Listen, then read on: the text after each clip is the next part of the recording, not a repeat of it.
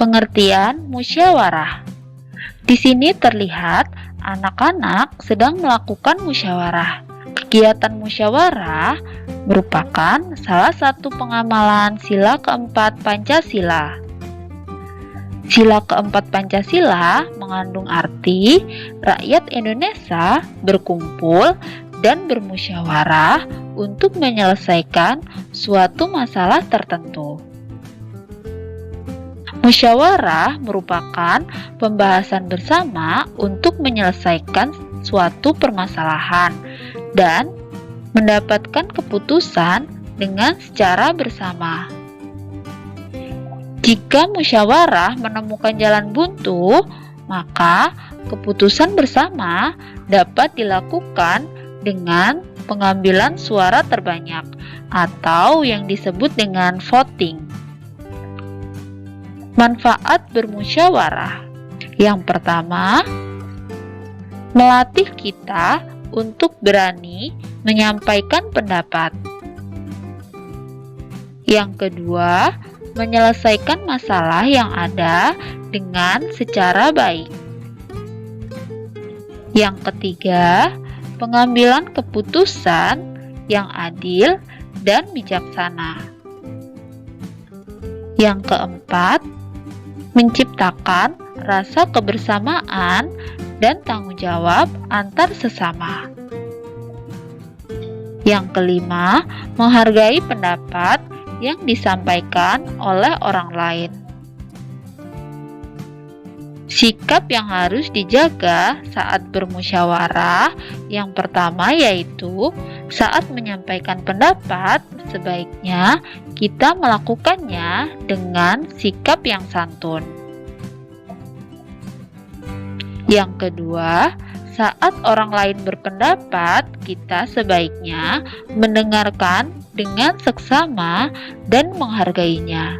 Kita tidak boleh memotong pendapat yang disampaikan oleh teman.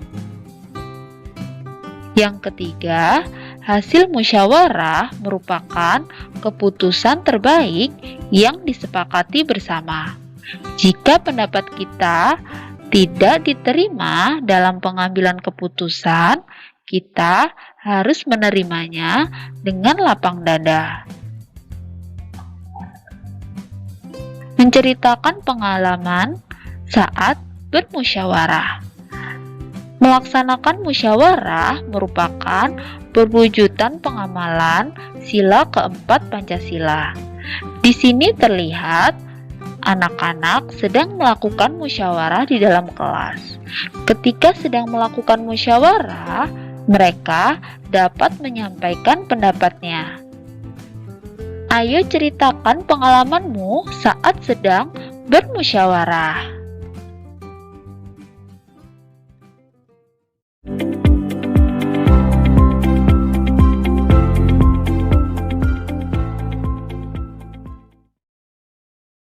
Di video kali ini, kita kembali belajar pada tema 3, subtema 2, muatan pelajaran PPKN. Manfaat sikap tolong-menolong. Tolong-menolong dapat dilakukan di rumah, di sekolah, di lingkungan masyarakat, atau dimanapun kita berada. Tolong-menolong dapat kita lakukan mulai dari hal-hal kecil. Misalnya, saat di rumah kita bisa membantu ibu merapikan tempat tidur atau membantu adik mengerjakan tugas sekolah. Saat di sekolah, kita dapat menolong teman yang terjatuh atau membantu guru membersihkan papan tulis. Menolong orang lain merupakan perbuatan terpuji yang sesuai dengan pengamalan sila kedua Pancasila yang berbunyi kemanusiaan yang adil dan beradab. Saat menolong, kita tidak boleh membeda-bedakan suku, agama, ataupun ras agar kerukunan tetap terjaga. Berikut adalah manfaat sikap tolong-menolong kepada sesama. Yang pertama, meringankan beban orang yang sedang kesusahan. Yang kedua, meringankan pekerjaan orang lain. Yang ketiga, mempererat hubungan antar sesama. Dan yang keempat, menumbuhkan rasa persaudaraan dan kemanusiaan. Kebiasaan saling menolong akan menumbuhkan rasa saling peduli dengan sesama. Gotong royong. Gotong royong merupakan salah satu wujud dari kegiatan tolong-menolong di masyarakat. Gotong royong adalah kegiatan yang dilakukan bersama-sama untuk mencapai tujuan bersama. Dalam kehidupan bermasyarakat, kegiatan gotong royong perlu dilakukan untuk kepentingan bersama.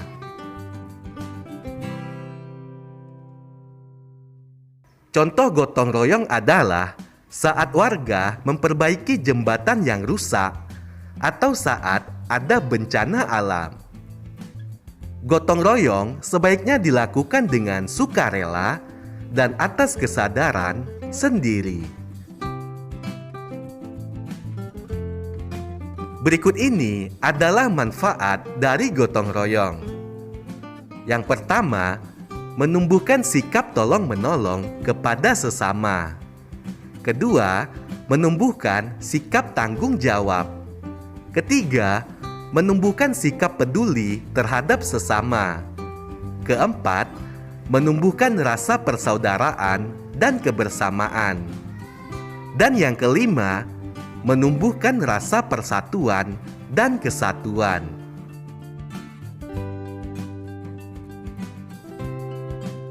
Arti penting gotong royong. Kegiatan gotong royong perlu dilakukan untuk kepentingan bersama. Dengan bergotong royong, warga memiliki tanggung jawab bersama. Kebersamaan dan keakraban antar warga akan terwujud.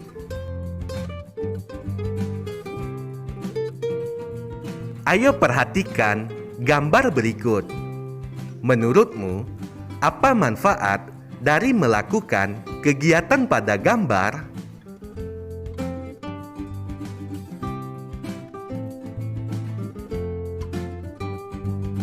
Arti penting hidup sederhana. Sikap hidup sederhana merupakan pilihan gaya hidup yang baik. Hidup sederhana artinya hidup sesuai kebutuhan dan tidak berlebih-lebihan. Hidup sederhana sangat penting untuk diterapkan dalam kehidupan sehari-hari, karena membuat kita menjadi peduli dengan sesama dan memiliki rasa kesetiakawanan yang tinggi.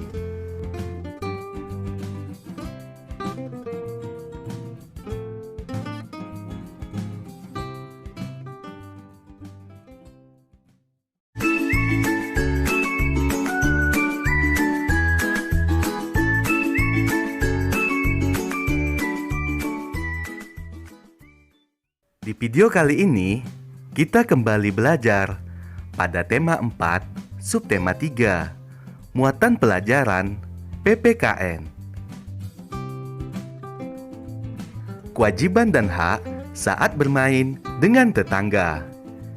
Sikap menghargai dan menghormati hak tetangga saat bermain bersama merupakan salah satu kewajiban sebagai anggota masyarakat.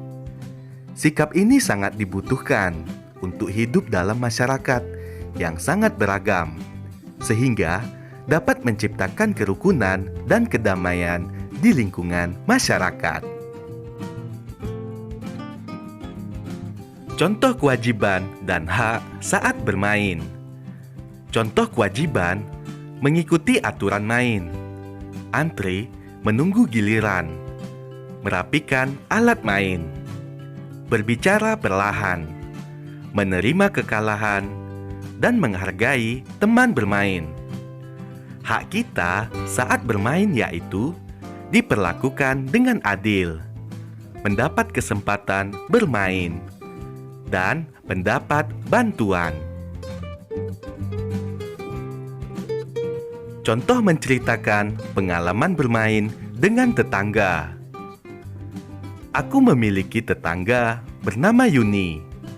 Usiaku dan usia Yuni tidak jauh berbeda. Aku dan Yuni menjadi sering bermain bersama. Kami biasa bermain di rumahku atau di rumahnya.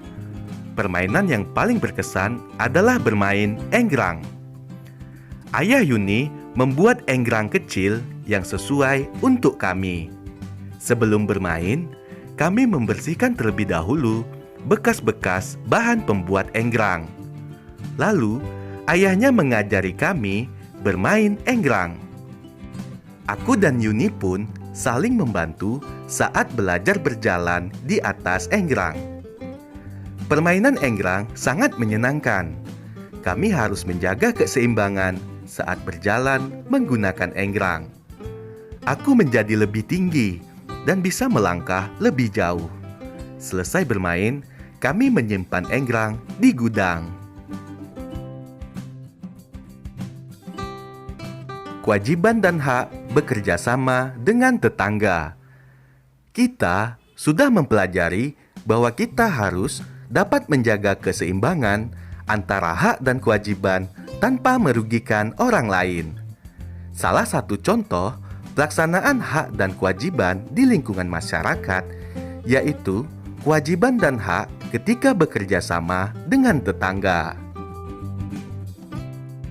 Contoh pelaksanaan kewajiban ketika bekerja sama dengan tetangga. Contoh yang pertama, kewajiban ikut berpartisipasi dan bekerja sama dalam menjaga kebersihan di lingkungan sekitar. Kewajiban yang kedua, memelihara ketenangan dan keamanan saat bekerja sama di masyarakat. Semua kewajiban tersebut harus dilaksanakan sesuai peran dan kedudukan masing-masing di masyarakat. Setelah melaksanakan kewajiban, kita dapat memperoleh hak-hak kita sebagai bagian dari warga masyarakat. Hak-hak tersebut antara lain hak untuk tinggal di lingkungan yang bersih dan sehat, hak ikut berpendapat untuk kepentingan bersama. Selanjutnya, hak untuk tinggal di lingkungan yang tenang dan aman. Kita sebaiknya dapat melaksanakan hak dan kewajiban dengan baik agar tercipta persatuan dan kerukunan di antara warga masyarakat. Kewajiban dan hak berkaitan dengan hewan peliharaan. Jika kamu memiliki hewan peliharaan, kamu wajib memeliharanya dengan baik. Contoh pelaksanaan kewajiban terhadap hewan peliharaan yaitu menjaga agar hewan peliharaan tidak berkeliaran dan mengganggu tetangga. Menjaga agar kandang hewan peliharaan selalu bersih dan tidak mencemari lingkungan. Memelihara kesehatan hewan peliharaan agar tidak berdampak buruk bagi kesehatan warga di sekitar.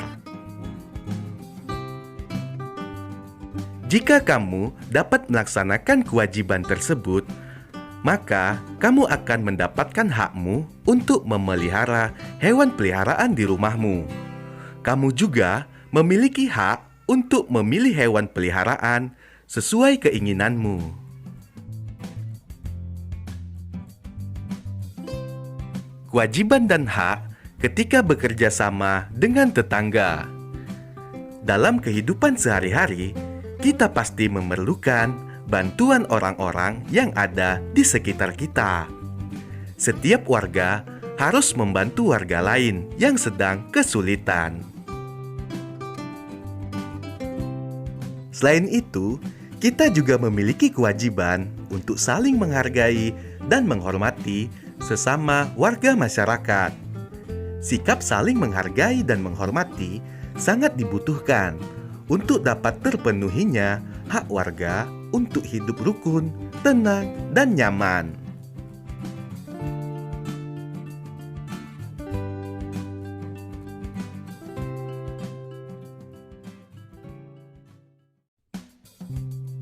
Di video kali ini, kita kembali belajar pada tema 4, subtema 4, muatan pelajaran PPKN.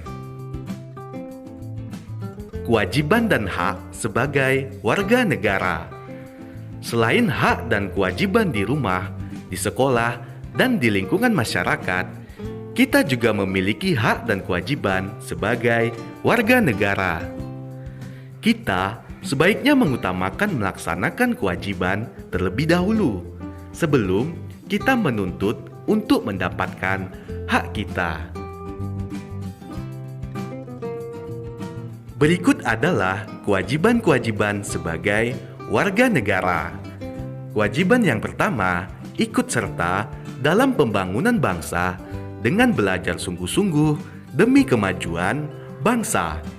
Kedua, menaati semua aturan yang berlaku. Ketiga, menjaga persatuan dan kesatuan bangsa. Keempat, ikut menjaga fasilitas umum yang disediakan. Kelima, menjaga kelestarian alam dan lingkungan di wilayah Indonesia. Hak sebagai warga negara. Hak kita yang pertama, memperoleh pendidikan dan pengajaran yang baik. Kedua, mendapat fasilitas kesehatan yang baik. Ketiga, mendapat perlindungan hukum. Keempat, mendapat pelayanan sebagai warga negara. Kelima, dapat menggunakan fasilitas umum yang disediakan. Dan yang keenam, menikmati alam dan lingkungan di wilayah Indonesia. Halte bus merupakan salah satu fasilitas umum. Kita harus menjaga kebersihan saat menggunakan fasilitas umum. Ingatlah untuk melaksanakan hak dan kewajiban secara seimbang. Jika banyak warga negara yang tidak melaksanakan kewajibannya sebagai warga negara, maka warga negara tersebut tidak akan mendapatkan haknya karena tidak melaksanakan kewajibannya sebagai warga negara. Kewajiban dan hak menggunakan jalan umum. Berikut beberapa kewajiban menggunakan jalan umum. Pertama, ikut menjaga kebersihan di jalan umum. Dua, menjaga dan merawat semua fasilitas yang ada di jalan umum. Ketiga, mematuhi semua aturan yang ada di jalan umum. Dan yang keempat, menjaga keamanan dan kenyamanan bersama di jalan umum. Hak menggunakan jalan umum. Hak kita yang pertama, menggunakan fasilitas yang ada di jalan umum, seperti trotoar, halte, dan jembatan penyeberangan. Kedua, menggunakan semua fasilitas jalan umum yang terawat. Ketiga, menggunakan jalan umum dengan aman dan nyaman. Dan yang keempat, memperoleh kenyamanan bersama ketika menggunakan jalan umum.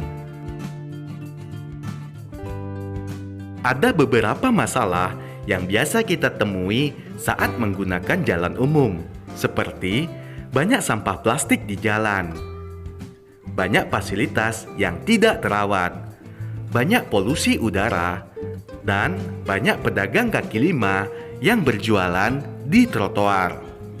Jika kita ikut menjaga fasilitas umum, maka masalah-masalah di atas dapat teratasi dengan baik. Masih ada beberapa warga negara yang tidak melaksanakan kewajibannya menggunakan jalan umum. Hal ini disebabkan karena warga tersebut kurang kesadaran akan pentingnya menjaga kebersihan, keamanan, dan kenyamanan bersama di jalan umum. Contoh menceritakan pengalaman dalam melaksanakan kewajiban dan hak menggunakan jalan umum. Jarak rumah dan sekolahku tidak terlalu jauh. Aku sering berangkat sekolah dengan bersepeda. Pernah ada pengendara yang membunyikan klakson di belakangku. Ternyata tanpa sadar aku bersepeda terlalu ke tengah. Aku membahayakan diri sendiri dan orang lain. Mulai saat itu, aku selalu konsentrasi saat bersepeda. Aku selalu bersepeda di pinggir. Aku dan temanku juga tidak pernah berjajar. Aku telah melaksanakan kewajibanku di jalan. Jadi, aku mendapatkan hakku, yaitu keselamatan di jalan. Menghargai perbedaan.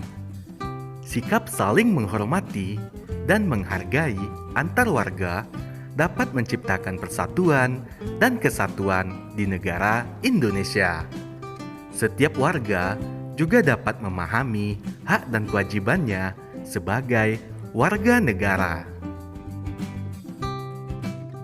Contoh kewajiban kita sebagai warga negara dalam masyarakat yang beragam adalah saling menghormati antar pemeluk agama yang berbeda. Adapun hak yang diperoleh sebagai warga negara adalah suasana aman dan tentram, tinggal di lingkungan yang beragam.